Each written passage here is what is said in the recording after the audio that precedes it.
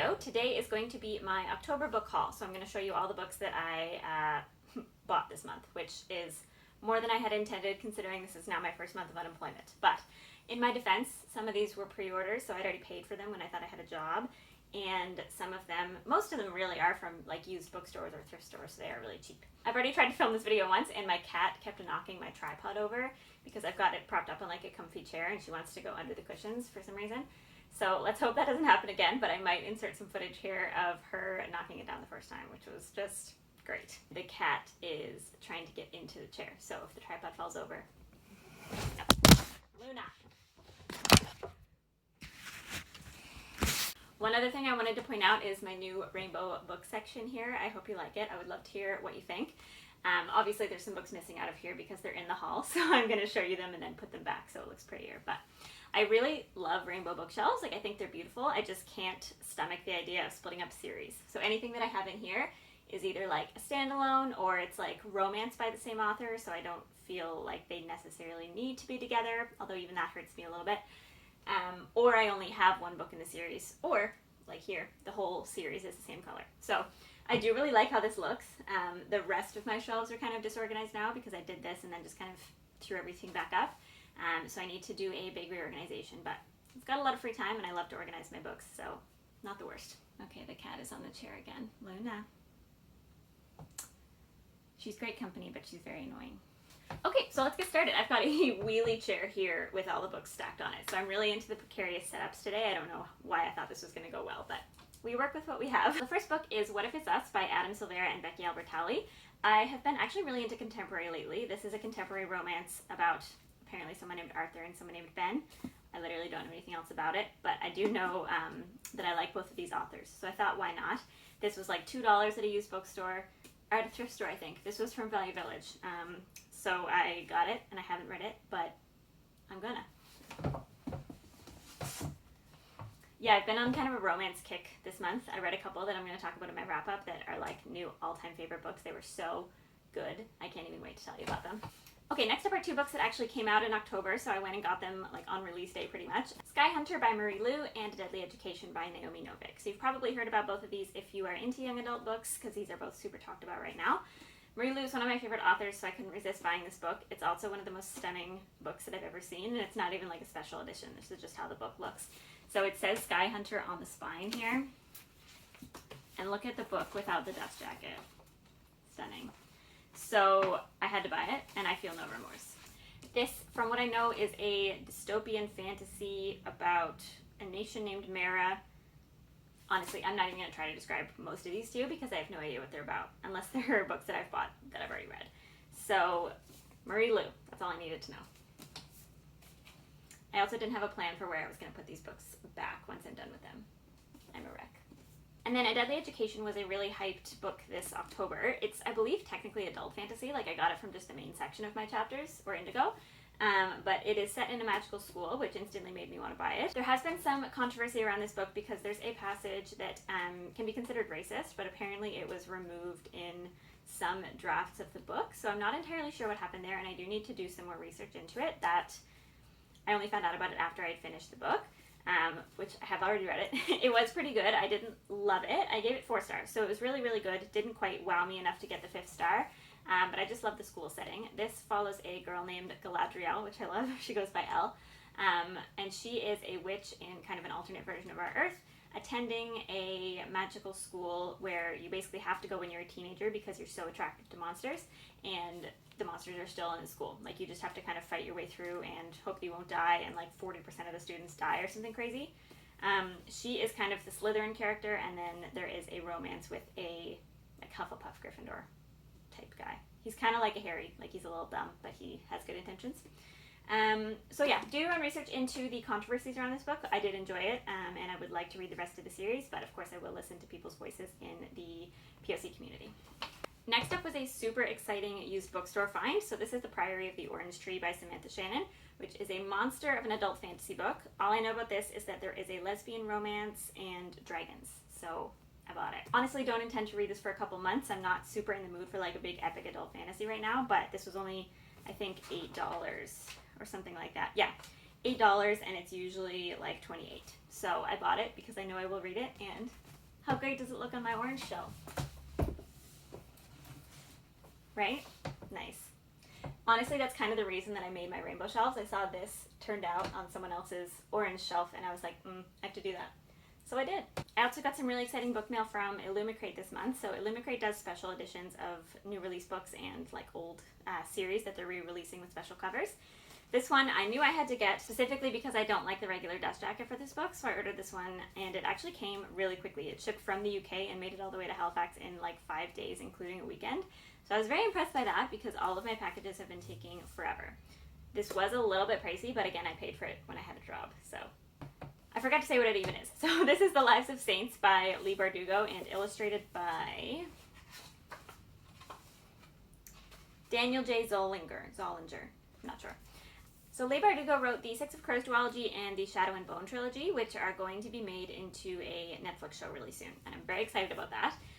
This is kind of like a companion reference novel. Like, it's a book that they read in those books about the saints that are present in their world. So I don't know if that makes sense, but it's just like you probably wouldn't buy this unless you're a big fan of the Grishaverse, which is kind of her universe of books.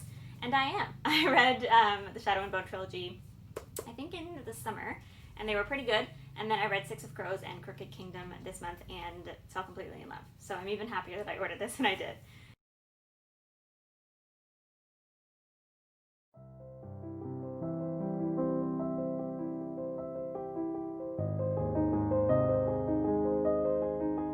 Next up is a book that is huge on TikTok right now, so I got it. The first book in the series is From Blood and Ash, and then this is A Kingdom of Flesh and Fire by Jennifer L. Armentrout.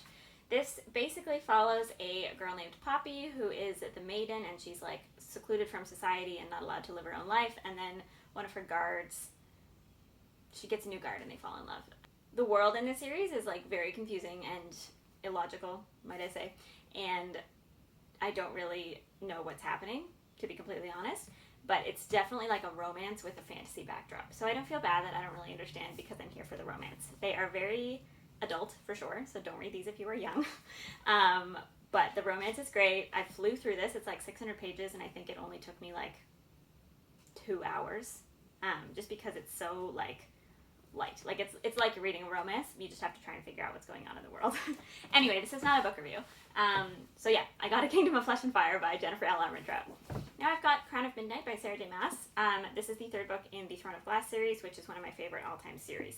I own them all in these little cute like mini books, but I don't yet own like the regular copies of all 8 books. So I'm just kind of collecting them slowly because I reread them in the spring on ebook, and I don't feel like I'm going to reread them until, you know, next spring. I saw this at a used bookstore and I figured why not? That's kind of how I'm building my collection.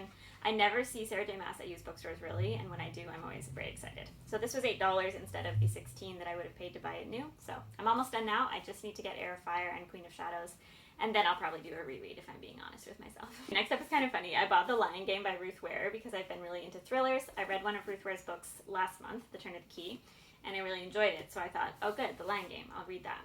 I looked it up on Goodreads when I was about to start it, and I realized I read it literally last year, and I gave it 2 stars. So, really glad I spent money on this. It was only $6, so I don't feel that bad. But yeah, I'm also surprised that I gave it 2 stars because especially like last year and before that, I would give most books 4 or 5 stars. I didn't really like consider my ratings a lot. So, probably won't reread this, but I guess now I have it, so yay.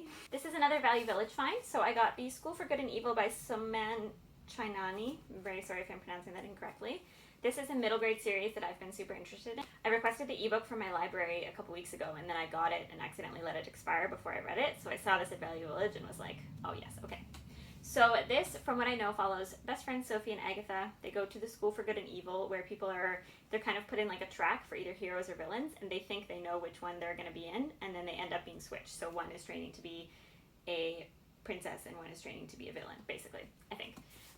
Again, magical school. I will read it, and I do really love middle grade. I think it's super nostalgic, even if it's something that I didn't read as a kid. And this was $2, so why not? Another pre-order that came in this month because it released was the 5th book in the Trials of Apollo series by Rick Riordan. and that is The Tower of Nero. So I actually didn't read Rick Riordan as a kid. He wrote Percy Jackson and the Lightning Thief, so he's huge. I read the 5 books in the Percy Jackson series last year, so these 5 books here, and now I've managed to collect almost every single book of his, mostly used. So this is the only one I've ever bought new. I'm planning to do a big read of the next series that he has in this kind of world, and obviously The Trials of Apollo is one of those, so I figured I would pre-order it. I don't have any other reasons. I could have just waited because I have at least 15 other Rick Riordan books to read before I get to this one, but here I am. Okay, a series that I've been hoping to read this fall, actually, is The Raven Cycle by Maggie Stiefvater. This follows a girl named Blue and then some boys, I can't remember all their names, and they are trying to find, like, a ghost king or something. It's, like, kind of spooky and folly, and it's popular, so there's your plot summary. I found book 3, which is Blue Lily Lily Blue, at a super cute used bookstore. I'll insert a picture here of the bookstore. It's so cute. So I got it to start building in my collection. This obviously is a hardcover, and then I usually only buy books in series if they match each other, but I found an arc of The Dream Thieves at a different used bookstore. So The Dream Thieves is the second book, and you can tell this is an arc because A, it says uncorrected proof, not for sale, and then it's got the release date on the side here. So again, this was pretty cheap because it's not even like the actual book really, it's like a very floppy paperback. And I just thought it was kind of cool. So, like, she's a really popular author, and normally you only get arcs if you're, like, in publishing or you, like, review books for a living. So I bought it. Don't you love trying to hear me justify all these purchases? There's no need to make excuses, but I'm going to keep doing that, so those are my excuses. 2 more books from a used bookstore. I got Asylum and Sanctum by Madeleine Roux, and these are books 1 and 2 in the Asylum series. So I'm hoping to get to these fall. If you've ever read or heard of Miss Peregrine's Home for Peculiar Children, they're kind of like that in that they feature photos, like found photos that the author has kind of made into like a spooky story. So I think that this one follows a boy named Dan, and he has to go, he goes to a school, like a college prep program, and the regular summer housing has been closed, so they have to stay in like the ruins, basically, of a former asylum. So that's creepy. I got excited that there was something on the inside of the cover, but there's not. These I probably wouldn't have paid full price for them because I think they're going to be a little bit juvenile, maybe. However, when things are supposed to be scary, I kind of prefer them to be juvenile because otherwise I won't be able to sleep. So yeah, I'm hoping to read these soon, but fall is quickly running out, and it's stressing me out because I still have so many fall books I want to read. Here I have 2 really fancy special edition books. So one of them is from Owlcrate and one of them is from Fakerate. Those are 2 like book subscription boxes that I've started subscribing to this year.